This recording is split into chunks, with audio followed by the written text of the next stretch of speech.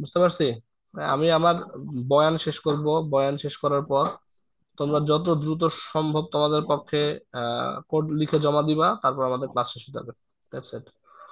আর আমাদের হাতে যে খুব বেশি সময় আছে এমনটাও না, তাই না? আসলে শুরু করি। দেখো, এটা একটা ম্যাটল্যাব কোড।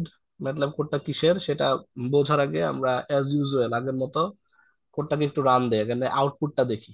আউটপুট দেখাটা ইম্পর্টেন্ট, কারণ হচ্ছে যেমনটা সবসময় বলি, সবসময় আমাদের যেটা করতে হয়, আউটপুটের কথা চিন্তা করে আমাদের ইঞ্জিনিয়ারিং যে কোনো একটা প্ল্যান সাজাইতে হয়। তো এখন এই একটা কোড রান দিলাম, কোড রান দেওয়ার পর চেহারাটা কেমন আসে এটা আগে একটু ঠান্ডা মাথায় বুঝে নেই, আমরা পরে এটা নিয়ে আমরা বিস্তারিত কথা বলবো। আই হোপ তোমরা স্ক্রিনটা দেখতে পারতেছো এখানে। আহ, আহ, একটা স্ক্রিনের মধ্যে চারটা আলাদা আলাদা প্লটিং দেখতে পারতেছি। একটা স্ক্রিনের মধ্যে চারটা আলাদা আলাদা প্লটিং।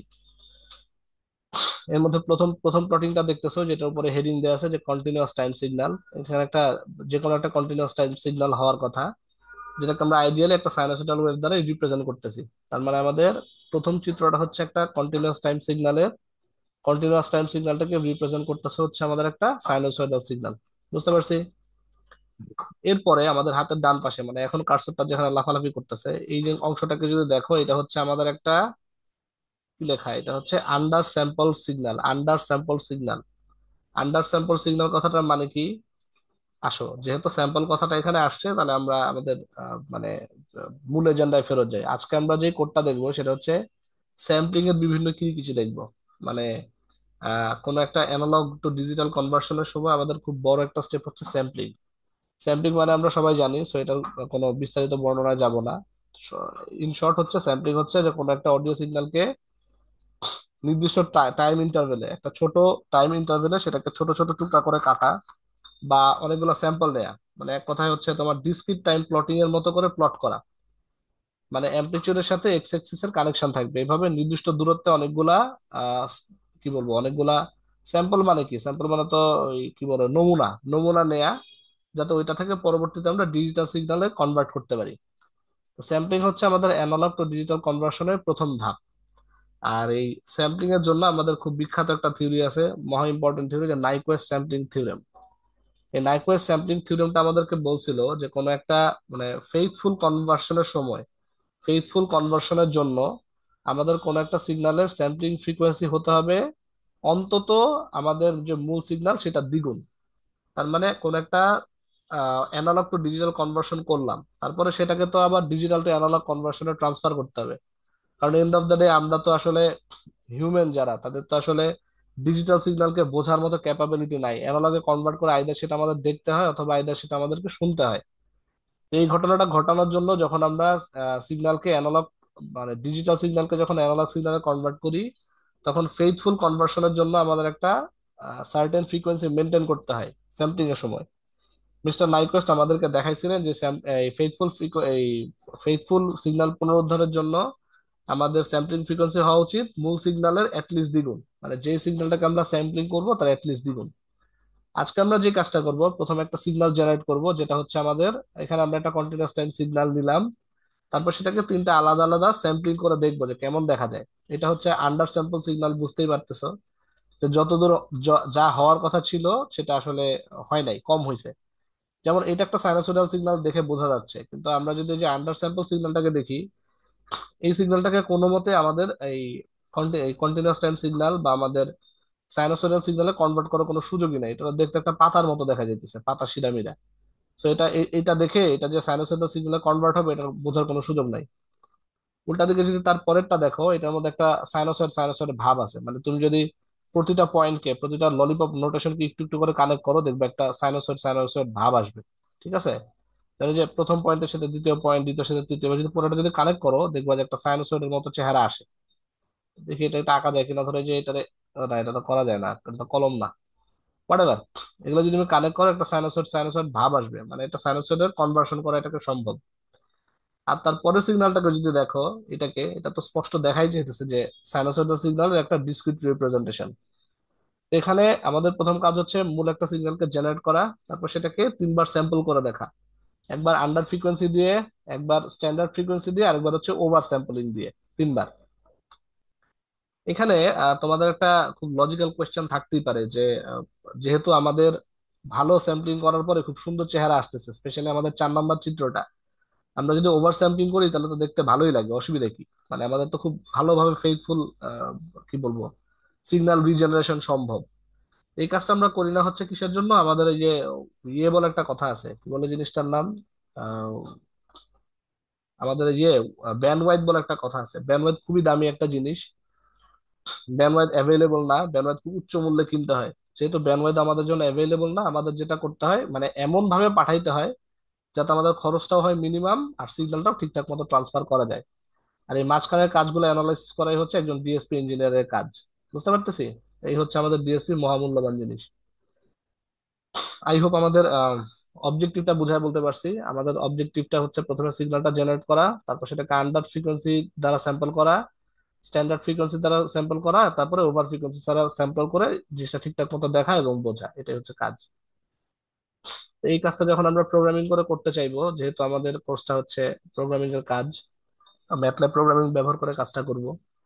এখানে প্রথমে আমরা দেখতেছি যে প্রথম স্টেপটা ছিল আমাদের প্রথম সিগন্যালটাকে জেনারেট করা। ও, তার আগে আরেকটা কাজ একটু বুঝে নেই, ক্লোজ করে ফেলছি দেখো।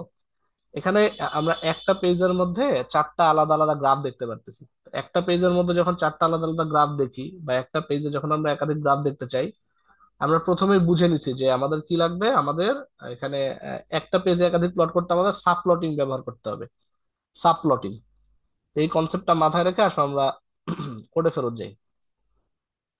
প্রথম যে CLC clear all close all, এটা তোমরা কি জিনিস অলরেডি জানো। সিএলসি মানে ক্লিয়ার কমান্ড, কমান্ড উইন্ডোতে যা থাকবে সেটাকে ক্লিন করে নিবে। ক্লিয়ার অল হচ্ছে আমাদের ভ্যারিয়েবল, ওয়ার্ক স্পেসে যে ভ্যারিয়েবল গুলো থাকবে সেগুলোকে ক্লিয়ার করার জন্য আমাদের এই ক্লিয়ার অল কমান্ডটা ব্যবহার করতেছি।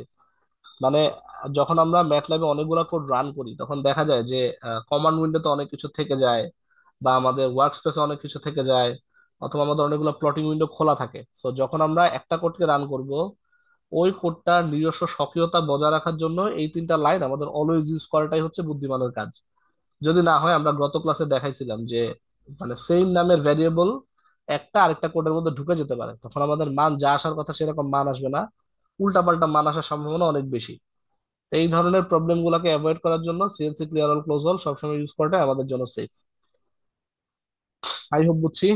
এবার আসলে আমরা পরের লাইনে যাই। প্রথমে আমরা দেখো এফ এম একটা ব্যবহার করছি, এফ এম। এখানে M stands for main frequency, কি বললাম? F M stands for main frequency. মানে প্রথমে এফ দ্বারা ফ্রিকোয়েন্সি বোঝায়, এম হচ্ছে মেইন। এখানে 100 হার্টজের একটা ফ্রিকোয়েন্সি আমরা চুজ করে নিলাম। এটা মানে কি বলবো, প্রথম সিগন্যালটা জেনারেট করার জন্য একটা ডিফল্ট মান। এই মানটা তোমরা তোমাদের মতো চেঞ্জ করে নিতে পারো, বা পরীক্ষায় যখন এই ধরনের প্রবলেম থাকবে তখন আমাদের এই প্রথম ফ্রিকোয়েন্সিটার মান বলে দেওয়া থাকতে পারে। ঠিক আছে, প্রথম ফ্রিকোয়েন্সিটার মান বলে দেওয়া থাকতে পারে। সেক্ষেত্রে তোমাদের খুব ওয়াইজ ভাবে কোয়েশ্চেনটাকে পড়ে নিতে হবে যে আমাদের মেইন ফ্রিকোয়েন্সির মানটা কত বলা হয়েছে, সেই অনুযায়ী কোডটাকে ডিজাইন করতে হবে। তারপর দেখো, এরপর আমাদের টাইমের কথা বলা আছে, T=0:0.0001, 0001, পরে আরেকটা কোলন অপারেটর, তারপর হচ্ছে 0.5, 0.05। তার মানে আমরা কি বুঝতেছি, এখানে আমরা একটা টি এর মান নিচ্ছি, সময়ের মান নিচ্ছি, যেটাকে আমরা এক্স এক্সিস বরাবর বসাবো। এটাই হচ্ছে আমাদের প্ল্যান। এক্স এক্সিস বরাবর না, এক্স এক্সিস বরাবর এটা ইয়ে না, এটা হচ্ছে আমাদের একটা আরেকটা ভ্যারিয়েবল নেয়া, টি একটা ভ্যারিয়েবল নেয়া। এই ভ্যারিয়েবলটা শুরু হলো কত থেকে, 0 থেকে শুরু হইলো, থামবে হচ্ছে 0.05-এ গিয়ে থামবে। এবং মাঝখানে আমাদের স্টেপ সাইজ কত হবে, 0.0001। তার মানে বুঝতেই পারতেছি যে আমাদের টি ভ্যারিয়েবলটার মানগুলা অনেক বড় হবে। তারপরে আমরা একটা এ নিলাম। এ নিলাম কেন? কারণ হচ্ছে আমরা একটু আগে দেখলাম যে আমাদের প্রথম যেই ইয়েটা আমরা বানাইছি, যে কার্ভটা আমরা ডিজাইন করছি, সেটা হচ্ছে আমাদের একটা কি সাইনোসোডাল ওয়েভ। সাইনোসোডাল ওয়েভের ইকুয়েশন আমরা জানি যে এ sine omega t plus minus theta. তো এ মানে হচ্ছে আমাদের অ্যামপ্লিচিউড। এই অ্যামপ্লিচিউড ঠিক করার জন্য একটা মান আমরা এটা আরবিট্রারি মান ধরে নিলাম 2। এই মানটাও তোমাদের আইডি অনুযায়ী বা চেঞ্জ হতে পারে। মানে মোদ্দা কথা, এখানে এ হচ্ছে আমাদের সিগন্যালের অ্যামপ্লিচিউডের জন্য। ঠিক আছে, এর মান আমরা 2 ধরে নিলাম। এটা আহ, কি বলবো, চেঞ্জ হতেই পারে তোমাদের এক্সাম হলে বা অন্য যে কোনো জায়গায়, তোমাদের আইডির যে কোনো একটা ডিজিট হতে পারে। যেমন ভাবে বলা থাকবে সেভাবে চেঞ্জ করে নিবা। তারপরে দেখো আরেকটা ভ্যারিয়েবলের নাম হচ্ছে এক্সটি। এক্সটি ভ্যারিয়েবলটার মান কি নিলাম, এ সাইন 2 পাই এফ এম ইন্টু টি। তার মানে এই যে এক্সটি হচ্ছে আমাদের কি বলো, এক্সটি হচ্ছে আমার সাইনোসয়েডের ওয়েভের যে মানটা সেটা। সাইনোসয়েডাল ওয়েভের যে মানগুলা সেটা হচ্ছে আমার এক্স তে বসানো হইতেছে।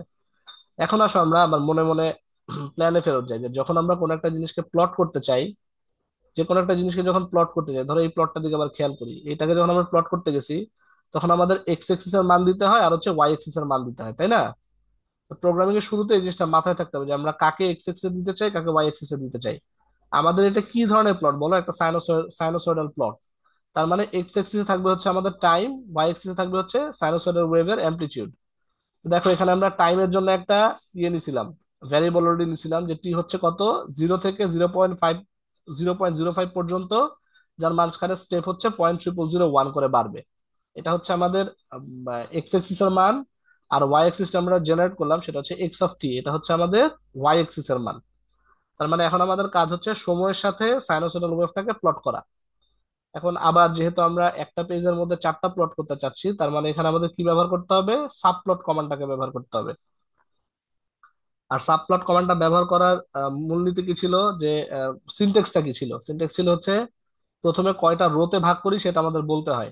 আমরা যদি আরেকবার আমাদের প্লটিং উইন্ডোটা খেয়াল করি, এখানে দেখতেছে যে কয়টা রো কয়টা কলাম, এখানে দেখছে একটা দুইটা, দুইটা কলাম আর একটা দুইটা, দুইটা হচ্ছে রো। তার মানে প্রথমে আমরা আমাদের প্লটিং উইন্ডোকে কয়টা রো কয়টা কলামে ভাগ করছি? দুইটারও দুইটা কলামে। সেটা এখানে লেখা হয়েছে যে সাবপ্লট 2 to 1। 2 to 1 মানে কি? প্রথমে প্লটিং উইন্ডোটাকে আমরা দুইটা রো দুইটা কলামে ভাগ করছি, এবং প্রথম চিত্রটাকে আমরা 1 নাম্বার স্লটে দেখতে চাইতেছি। 1 নাম্বার স্লটের হিসাবটা কেমনে, আই হোপ তোমাদের মনে আছে, তাহলে একবার বলে দেই। নর্মালি প্রথমে রো বরাবর যায়, রো শেষ হলে কলাম বরাবর যায়, তার মানে 1 2 3 4, এই হচ্ছে আমাদের হিসাব। প্রথমটা 1 নাম্বার স্লট, পরের ডান পাশেটা 2 নাম্বার স্লট, মানে রো বরাবর যাবে 1 2 3 4, এই হচ্ছে আমাদের চারটা স্লটের হিসাব। তো প্রথম স্লটের হিসেবে আমাদের কে বসবে বলো? প্রথম স্লটে বসা হচ্ছে প্লট টি কমা এক্স টি। আমাদের প্লটের সিনট্যাক্সটা অবশ্যই সবার মনে থাকা উচিত। টি হচ্ছে এক্স এক্সিস এর মান, আর এক্স অফ টি হচ্ছে ওয়াই এক্সিস এর মান, মানে এক্স কমা ওয়াই কে আমরা প্লট করতে চাচ্ছি। এবং একটা হেডিং দিলাম হচ্ছে কি, কন্টিনিউয়াস টাইম সিগন্যাল। বুঝতে পারছি? এইটুক রান করলে আমাদের আসবে কোনটা? প্রথম অংশটা। এরপর দেখো আমরা একটা ঘটনা ঘটাইলাম। প্রথম চিত্রটার পরে এখন আমরা 2 নাম্বার চিত্রের দিকে আরেকবার তাকাই।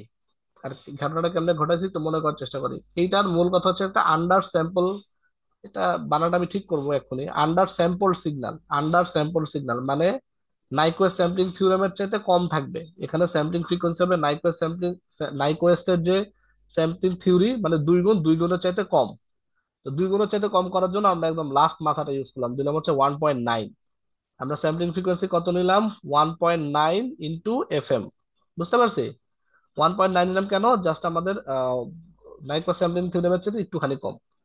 এরপর দেখো, এরপর আমাদের টাইম নতুন করে ঠিক করে নিতে হবে। টাইম কেমনে ঠিক করব? আমরা জানি যে টাইম এবং ফ্রিকোয়েন্সির মধ্যে সম্পর্ক হচ্ছে ইনভার্স। সো আমাদের টাইম পিরিয়ড টি কত হবে? টাইম পিরিয়ড টি হবে 1/fs। কার বেলায়? দ্বিতীয় সিগন্যালের বেলায়। টি এর মান কত? টি এর মান হচ্ছে 1/fs। আর এখানে টিটা কি আমাদের পর্যায়কাল, বা একটা পালস হতে যতটুকু সময় লাগে। এরপর আমরা কি করব? এরপর আমরা হচ্ছে এক্স এক্স এর মানকে ঠিক করব। এক্স এক্স এর মান আগে ছিল কি আমাদের বলো? আগে ছিল হচ্ছে আমাদের টি। আর এই মুহূর্তে যেহেতু আমাদের পর্যায়কাল হচ্ছে ক্যাপিটাল টি, তার মানে আমাদের প্রতিটা স্টেপ সাইজ হবে টি পরিমাণ। সো আমরা শুরু করবো হচ্ছে 0 থেকে, 0:t:0.05। তার মানে 0 থেকে শুরু হবে, আমাদের টি পরিমাণ বাড়বে এবং কোথায় গিয়ে থামবে? 0.05 পর্যন্ত। আর এই ক্যাপিটাল টি এর মানটা আমরা কোত্থেকে পেলাম? আবার খেয়াল করি, সেটা হচ্ছে 1/fs। 1/fs টা কোত্থেকে পাইলাম? এটাকে আমরা ধরে নিলাম যে 1.9 of FM। প্রথম ক্লাসের দিকে আমরা যখন পড়ছিলাম যে এটা হচ্ছে আমাদের কি বলে, ইন্ডিপেন্ডেন্ট ভ্যারিয়েবল, ডিপেন্ডেন্ট ভ্যারিয়েবল। তোমরা দেখতেছো যে প্রোগ্রামিং আসলে এক দুনিয়াতে ইন্ডিপেন্ডেন্ট ভ্যারিয়েবলের খুব একটা ব্যবহার নেই। ইন্ডিপেন্ডেন্ট ভ্যারিয়েবল ওই জীবনে একবার ঘোষণা করে খিচ খায় বসে থাকতে হয়, এরপরে সব খালি ডিপেন্ডেন্ট ভ্যারিয়েবল, মানে একটা থেকে আরেকটাকে রেডি করো, একটা থেকে আরেকটাকে রেডি করো, একটা অঙ্ক করে, আরেকটা ভ্যারিয়েবল থেকে আরেকটাকে রেডি করো, অঙ্ক করে, বাস এগুলাই হচ্ছে স্টেপ। ঠিক আছে? এরপর দেখো আমরা এক্স এন ওয়ান কে বানাই। এক্স এন ওয়ান কি হবে? এক্স এন ওয়ান হচ্ছে আমাদের একটা স্যাম্পল হবে। যেহেতু স্যাম্পল হবে, আগে আমাদের দেখো সাইনোসয়েডাল ওয়েভের ইকুয়েশনটা কি ছিল? এ সাইন ওমেগা মানে 2πf × টি। এটা ছিল হচ্ছে আমার কিসের জন্য? সাইনোসয়েডাল ওয়েভ জেনারেট করার জন্য। আর এখন আমরা কি চাচ্ছি? এখন আমরা ডিসক্রিট টাইম চাচ্ছি। তো এখানে আমরা দিলাম হচ্ছে এক্স এন ওয়ান, এটা জাস্ট একটা ভ্যারিয়েবলের নাম, x N one. A sin 2πfm × টি এর বদলে হচ্ছে আমার N1। বুঝতে পারছি? আগে আমরা যেখানে টি ব্যবহার করছিলাম সেখানে হচ্ছে আমরা জাস্ট এখানে n1 দ্বারা একে রিপ্লেস করে দিলাম। এরপরে একইভাবে subplot two two two two two মানে দুইটা কলামে ভাগ করার পর 2 নম্বর স্তরটা দেখতে চাচ্ছি। আর যেহেতু আমরা এখন ডিসক্রিট টাইম রিপ্রেজেন্টেশন চাচ্ছি, আমাদের কি করতে হবে? আগে দিছিলাম প্লট, প্লটের বদলে ইউজ করতে হবে হচ্ছে স্টেম। এবং এক্স এক্সিস এর মান, ওয়াই এক্সিস এর মান, এক্স এক্সিস এর জন্য আমরা রেডি করছি হচ্ছে n1 কে, আর ওয়াই এক্সিস এর জন্য হচ্ছে আমাদের xn1। ঠিক আছে। তারপরে কি আন তারপরে কি, তারপর হচ্ছে দেখো আমাদের একটা কমেন্ট ব্যবহার করা হয়েছে এখানে, কমেন্টটা না দিলেও হয়তো তোমরা বুঝতা, সেটা কি দেখো টাইটেল। এই কমেন্ট আসলে কমেন্ট করে দেয়, সেটা দরকার নাই, এটা আমরা বিদায় করে দিই হয়, মানে এখানে প্লট এতটা তো আমি যাবি কি কি লিখছে, মানে অন্য কালার দিয়ে করার চেষ্টা করছিল। আমার কাছে মনে হচ্ছে কালারের কোনো দরকার নাই, তোমরা চাইলে কালারটা দিয়েও টেস্ট করে দেখতে পারো। ঠিক আছে। এখানে হচ্ছে আন্ডার স্যাম্পল সিগন্যাল, এল ইডি আন্ডার স্যাম্পল সিগন্যাল। এটা হচ্ছে আমাদের আন্ডার স্যাম্পল সিগন্যাল, রান দিলে কোন মানটা আসে, কোন চেহারাটা আসে এইটা। কারণ কি, এটা হচ্ছে 1.9 অফ FM, মূল সিগন্যালের 1.9 গুণ, একটুখানি কম। এরপরে যেটা আমরা সুন্দর একটা সিগন্যাল দেখতে পাচ্ছি, 3 নাম্বারটা যেটাকে বলছিলাম হচ্ছে নাইস। নাইস মানে হচ্ছে যে এটা, মানে খুব সহজেই বোঝা যাচ্ছে যে এটা থেকে আমাদের সাইনোসয়েডাল সিগন্যালে কনভার্সন সম্ভব। এখানে আমরা কিছুই করি না, এখানে যা স্যাম্পলিং ফ্রিকোয়েন্সি হচ্ছে মূল ফ্রিকোয়েন্সির 5 গুণ। মানে এটা নাইকো স্যাম্পলিং থিওরেমটাকে খুব সুন্দর করে স্যাটিসফাই করে আর কি। মানে 2 হওয়ার কথা ছিল, দিছি আমরা 5। বাকি ব্যাপারগুলো একই রকম। আগে ছিল টি, এবার যেহেতু নতুন ব্যাপার নাম T1 1/fs। n2 equals two 0, 0 থেকে T1 পর্যন্ত 0.05। 0 থেকে শুরু হবে, T1 হচ্ছে আমাদের ইনক্রিমেন্ট, থামবে হচ্ছে 0.05-এ। একইভাবে x of n2 equals to a sine 2, 2 into pi into fm into n2। Subplot 2 2 3 stem n2 comma xn2। তাহলে আমাদের কোন সিগন্যালটা জেনারেট হবে? আমাদের 5 গুণ যে সিগন্যালটা, সেটা জেনারেট হবে। এরপর হচ্ছে লাস্টেরটা।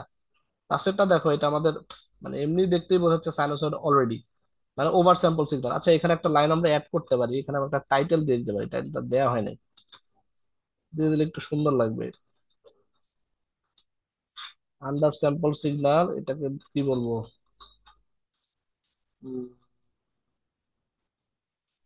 ওয়েল স্যাম্পল সিগন্যাল লিখলাম, ওয়েল স্যাম্পল সিগন্যাল। আর শেষেরটা লিখে দিই কি বলো? Over sample signal.